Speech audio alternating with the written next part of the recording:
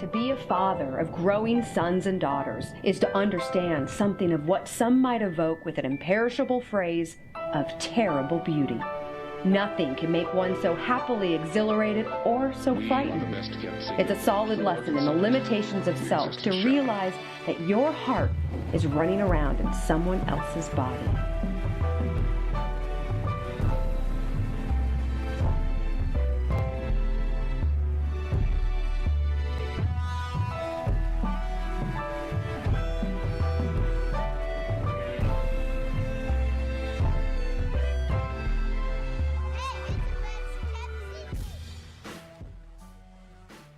Well, we're here in Houston, Texas for the annual NBA All-Star Game, and we're located in a place called the Kingdom Builders Center, known as the KBC in Houston, Texas, where we're having what's called the two nights of inspiration. First night is about the fatherhood panel and the celebrity basketball game. A few hours ago, right in this room, we had 6 powerful fathers sharing with us what it means to be a faithful and powerful father in the 21st century.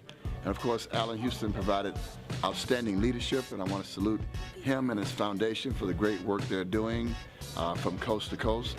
And I pray God's blessings upon him and the foundation. Oh, sure. Absolutely. All right, you get one, I get one. Yeah, no problem.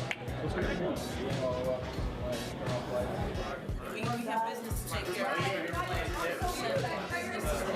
I don't, my memories, I don't want to have bad memories.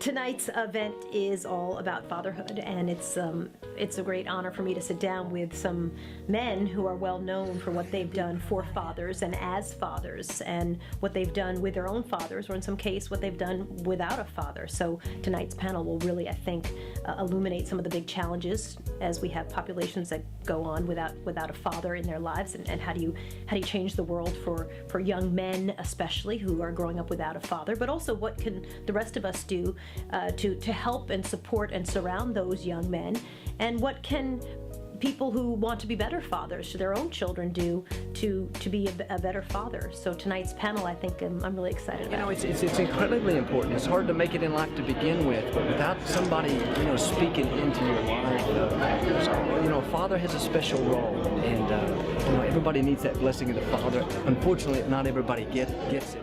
The thing we try to do today is we try to share our experiences with the youth, you know, with our kids as well. But they can hear it. They can hear it from people who have looked at as positive role models in the community. So we talk about in our family the 3 R's, right? What's one? Listen and obey. R. R what? Respect. Respect. How's everybody doing in Houston tonight?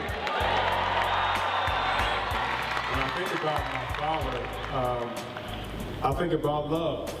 You know, I think a lot of men grow up not really understanding how to love the wife, how to love the children.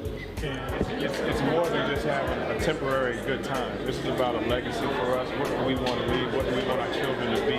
What kind of decisions do we want them to be able to make? And how can we equip them to be the best they can be? And that's about us just trying to be an example, but it's not in a weekend's time, it's over every day. How can we train them and talk to them and have those conversations so when they're able to be in our situation, they can be the best they can be. And that's really what this is all about. We want everyone to understand how powerful our roles really are in their lives. Success comes what? Sacrifice. What does that word mean, sacrifice? What's that mean?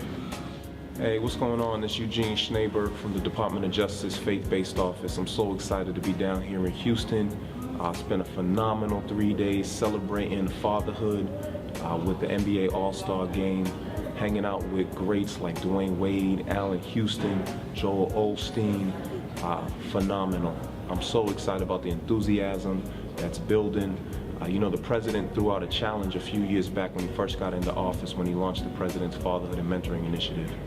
And folks have stepped up, they've heeded the call, they've taken it seriously, and I'm so excited to be part of a movement where we're going around the country lifting up this issue of promoting responsible fatherhood. It's the most important issue we face as a country.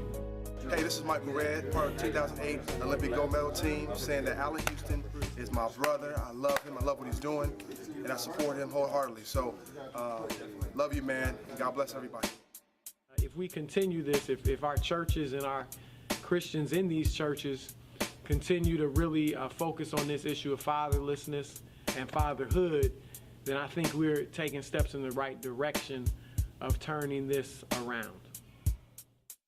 But men must show that improvement.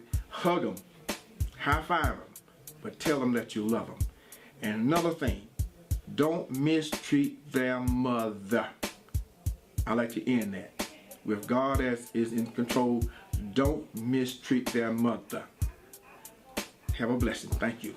But what I always try to do was make sure that I gave him just good quality time. When I was there, you know, it wasn't so much about how many times we had events together, but when I was there, I made sure he knew I loved him, loved his mom, loved his sisters, and just took that to the highest level I could take it. So for a lot of the days, it's not so much the number of days or the number of hours, it's what you actually do with your family, and particularly your son, when you're there.